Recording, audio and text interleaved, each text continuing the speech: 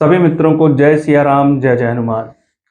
मित्रों, एक सच्चे और अच्छे एस्ट्रोलॉजर की पहली प्राथमिकता होनी चाहिए कि वो अपने क्लाइंट को ज़्यादा से ज़्यादा फायदा दे, उसके सवालों का सही उत्तर दे, उसको उसके जीवन में आने वाली समस्याओं का सटीक समाधान प्रदान करे।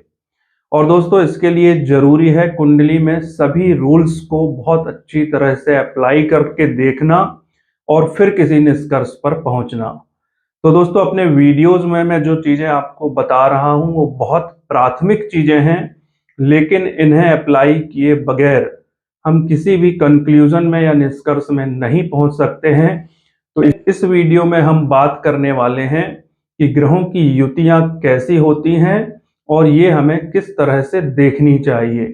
सामान्य तौर पर दो तरह से ग्रहों की युतियां देखी जाती हैं, लेकिन एक तीसरे तरह का भी तरीका है जो ग्रहों की युतियों को देखने के लिए बहुत ही बढ़िया तरीका है, उसकी भी हम बात करेंगे। तो आइए वीडियो को शुरू करते हैं। वीडियो बहुत इंटरेस्टिंग है, बहुत नॉलेजेबल है, वीडियो को पूरा जरूर देखिएगा। तो दोस्तों, सबसे पहले हमें क्या करना है, काल पुरुष कुंडली बना लेनी है। काल पुरुष कुंडली कैसे बनती है ये आपको पता है कि 12 खाने होते हैं और फर्स्ट हाउस से शुरू करके एंटी क्लॉकवाइज हर हाउस में क्रम से नंबर डाल देना है, 1 2 3 से लेके 12 तक। तो ये बन जाएगी काल पुरुष की कुंडली।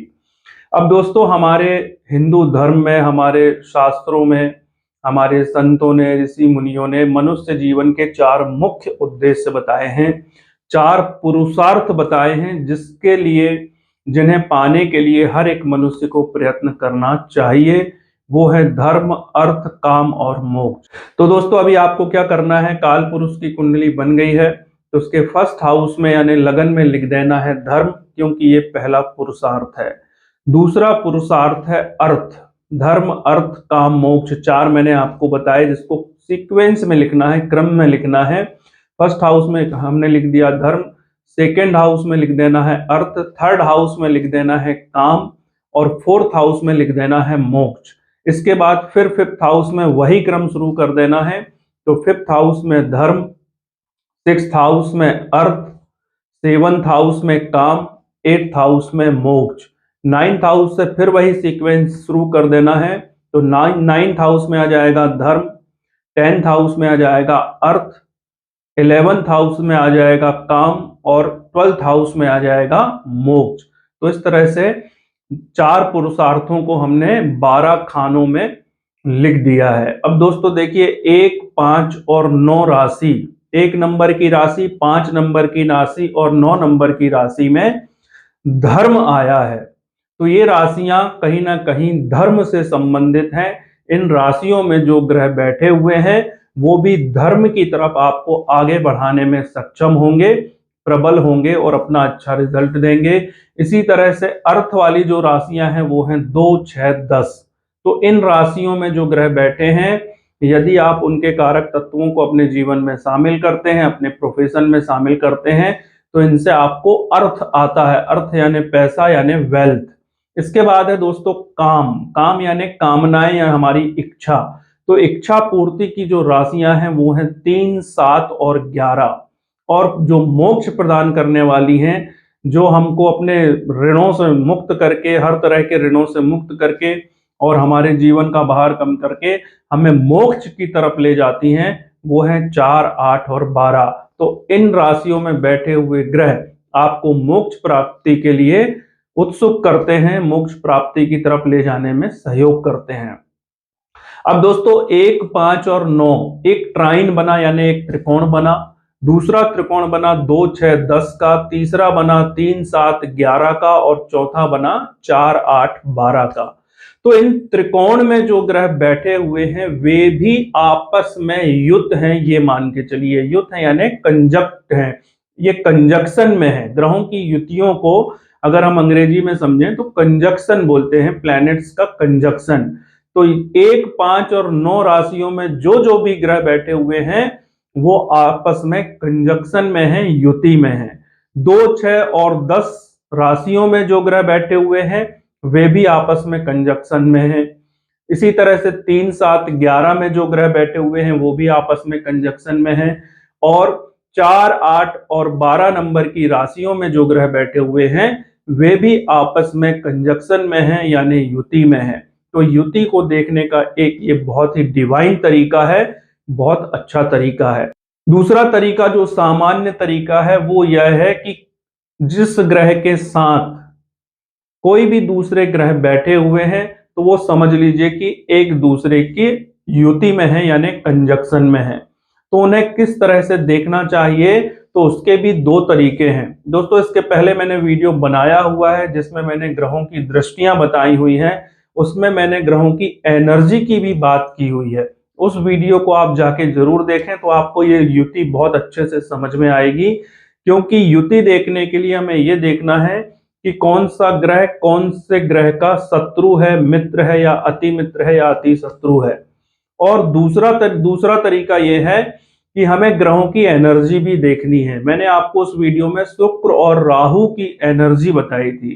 शुक्र और राहु आपस में मित्र ग्रह हैं, यदि किसी कुंडली में ये बैठे हुए हैं तो नो डाउट कि जातक को बहुत ज्यादा वेल्थ देते हैं, लेकिन राहु का जो मूल स्वभाव है वो समस्याएं खड़ी करना है। तो यदि कुंडली वाला मेल है यानी पुरुष है तो उसको वाइफ से रिलेटेड दिक्कत शुक्र दे सकता है, और स्किन से रिलेटेड प्रॉब्लम दे सकता है, क्योंकि कुछ ना कुछ प्रॉब्लम तो राहु देगा। ये मैंने आपको पिछले वीडियो में भी बताया था। तो युतियों को हमें इस तरह से देखना है कि मित्र और शत्रु तो ठीक है, लेकिन वो एंटी एनर्जी तो नहीं है। उनकी आपस में एनर्जी कैसी है, तो जिस हाउस में बैठे हैं उस हाउस से संबंधित चीजों में, उसके कारक तत्वों में, और जिस तरह के ग्रह हैं उनकी एनर्जी देखिए, उनकी मित्रता और शत्रुता देखिए, उससे पता चलेगा कि ये युति जो है ग्रहों की वो आपको फायदा देने वाली है या नुकसान देने वाली है। एक उदाहरण से समझते हैं कि चंद्र और बुध किसी कुंडली में एक साथ बैठे हुए हैं। तो दोस्तों चंद्र क्या है? चंद्र है मन, और बुध क्या है? बुध है बुद्धि यानी दिमाग। अब इन दोनों ग्रहों में जो ज्यादा पावरफुल होगा, जो ज्यादा स्ट्रांग होगा, उसका प्रभाव जातक के जीवन में, जातक की पर्सनालिटी में दिखेगा। यदि चंद्रमा स्ट्रांग है तो जातक मन को ज्यादा महत्व देगा और कहीं ना कहीं इमोशनल हो जाएगा। लेकिन यदि उसका बुद्ध स्ट्रांग है तो ऐसा जातक प्रैक्टिकल होगा, क्योंकि वो मन से नहीं बुद्धि से काम करने वाला होगा। तो इस तरह से हमें ग्रहों की युतियां देखनी है। अब चंद्र और बुध की आपस में जो रिलेशन है शत्रुता और मित्रता वाले रूल्स में, तो चंद्र जो है वो किसी को भी अपना शत्रु नहीं मानते हैं, लेकिन बुध चंद्रमा को अपना शत्रु मानते हैं। तो इस तरह से चीजें बदल जाती हैं। फिर किस राशि में बैठे हुए हैं वो अपने मित्र की राशि है, शत्रु की राशि है, फिर किस हाउस में बैठे हुए हैं, इन सारी चीजों को देखने के बाद ही तय करना है कि उनकी ग्रहों की युति का क्या प्रभाव जीवन में जातक के पड़ने वाला है। तो दोस्तों इस तरह से युति समझी जाती है। एक तीसरा तरीका युति देखने का यह है कि इस संबंध में भी मैंने वीडियो बनाया हुआ है कि 5 ग्रहों को 2-2 राशियां मिली हुई हैं, लेकिन सूर्य देव और चंद्रदेव को एक एक राशियां मिली हुई हैं। तो दोस्तों ग्रह जहां बैठता है और उसकी राशियां जहां जहां हैं वहां से भी रिजल्ट्स आने हैं। तो अब अगर हम एक कुंडली का उदाहरण ले लेते हैं कि मान लीजिए कुंभ लग्न की कुंडली है। अब कुंभ लग्न की कुंडली में चंद्र और बुध की युति है।